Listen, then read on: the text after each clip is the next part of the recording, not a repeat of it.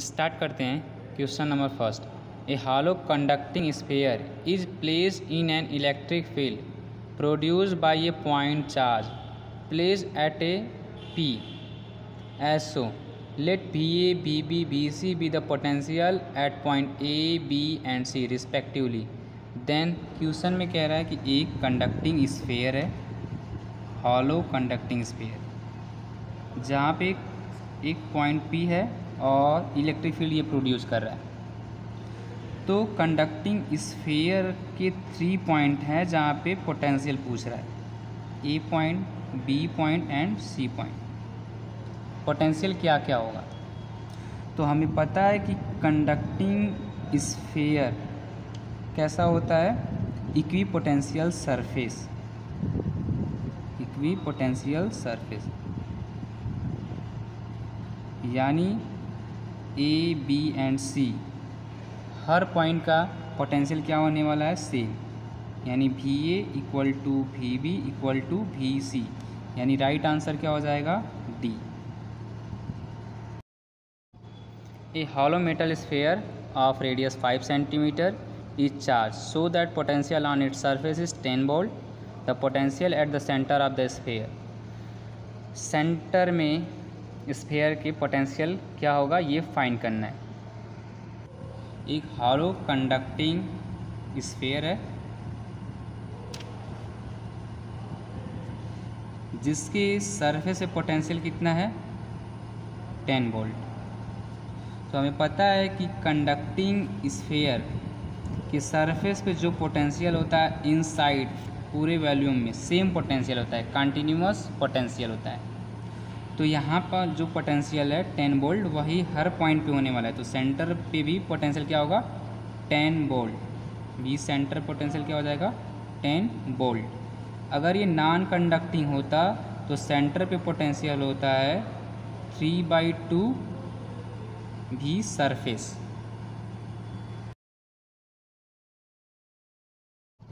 Next question है, 4 particles each having charge Q are placed at the vertices of a square of side A. The value of the electric potential at the mid point of one of the side will be. Question में कह रहा है कि एक square है, square के हर vertices पे particle रखे हुए हैं, हर वर्टिसेस पे पार्टिकल रखे हुए हैं जिसमें सबका चार्ज कितना है, Q है। इस पार्टिकल का भी चार्ज Q, इस पार्टिकल का भी चार्ज Q, इस पार्टिकल का भी चार्ज Q और इस पार्टिकल का भी चार्ज Q, और सबका साइड कितना है, A है।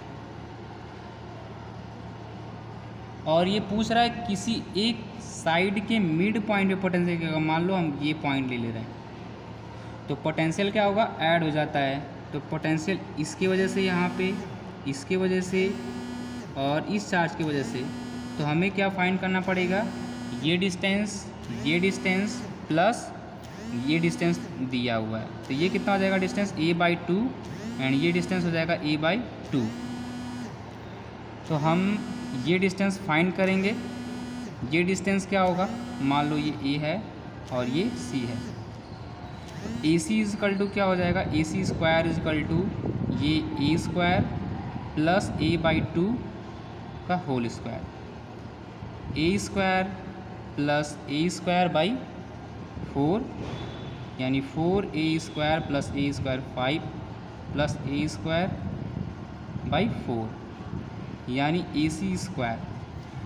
AC इक्वल टू हो जाएगा √5/4 A स्क्वायर का A, यानी आंसर हम लोग लिख सकते हैं √5/4 A, यानी ये हो जाएगा √5A/2। ये डिस्टेंस हमें मिल गया, ये वाला डिस्टेंस √5A/2। अब हम लोग पोटेंशियल फाइंड कर सकते हैं सभी चार्जेस के कारण। तो पोटेंशियल क्या हो जाएगा, V at point C 1/4πε0। Potential due to point charge होता है 1/4πε0 Q/R।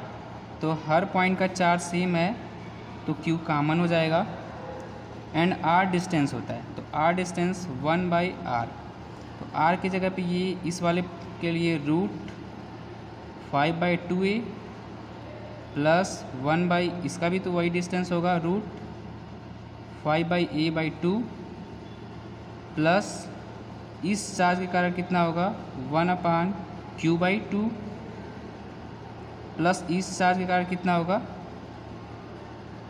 q/2, सॉरी q नहीं a है, ये a/2, ये पोटेंशियल आ जाएगा। पोटेंशियल का फॉर्मूला आ गया है, तो हम लोग क्या करेंगे VC = ये 2 सब में है, 2 ऊपर चला जाएगा, सब में कॉमन है 2 यहाँ पे आ जाएगा, सब में a है, सब में से एक कॉमन लेंगे तो आ जाएगा 2q 4πε0a, बचेगा क्या 1/√5 प्लस 1/√5 प्लस 1/1 प्लस 1/1, तो ये 1 1 2 हो जाएगा और ये 2 √1/5, तो ये आ जाएगा आंसर 2q 4πε0a 2/√5 प्लस 2, तो आपका राइट आंसर ये हो जाएगा बी।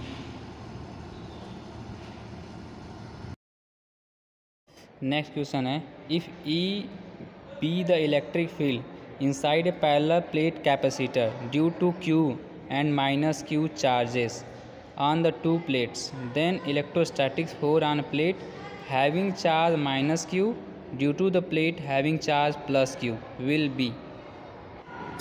इलेक्ट्रिक फील्ड दो पैरेलल प्लेट कैपेसिटर के बीच कितना दिया है E, इस पे प्लस Q चार्ज, इस पे माइनस Q चार्ज, तो plus Q minus Q charge के बीच फोर्स ऑफ अट्रैक्शन एक्ट करेगा और हमें ये फोर्स का वैल्यू बताना है, प्लस Q के कारण ये माइनस Q, ये जो फोर्स लग रहा है ये कितना आएगा। तो आउटसाइड इलेक्ट्रिक फील्ड क्या होता है 0, क्योंकि σ/ε0 2ε0, इस प्लेट के कारण अवे इस डायरेक्शन में एंड इस प्लेट के कारण σ/ε0 इस डायरेक्शन में, σ/2ε0, तो 0 हो जाएगा। सेम वे इस डायरेक्शन में इलेक्ट्रिक फील्ड क्या हो जाएगा 0। तो हमें क्या फाइंड करना है, ये फोर्स कितना आएगा। तो F = आप लोग पढ़ें Q टाइम्स E, तो यहाँ पे E जो हो जाएगा एवरेज इलेक्ट्रिक फील्ड ले लेंगे, तो एवरेज इलेक्ट्रिक फील्ड कितना आएगा 0 + E/2। F = Q E average, E average का वैल्यू रख देंगे तो आ जाएगा Q E/2, बट ये फोर्स हमें फाइंड करना है तो अपोजिट डायरेक्शन में है, तो यहाँ पे आ जाएगा माइनस, तो आपका राइट आंसर हो जाएगा बी। नेक्स्ट क्वेश्चन है, the electric potential V at any point O x y z all in metres in space is given by V = 4x² volt. The electric field at the point 1 metre 0 2 metre in volt per metre is.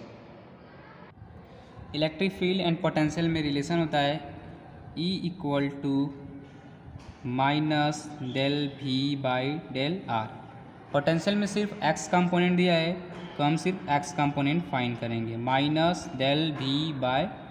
-del and x का value है V का value है 4x², तो यहाँ से करेंगे -del4x²/del x, तो differentiate करेंगे विथ रिस्पेक्ट टू x तो आ जाएगा -8x और x का वैल्यू दिया है 1 मीटर, तो -8 × 1 तो आ जाएगा 8 volt per metre. Direction negative direction में, निगेटिव x एक्सिस।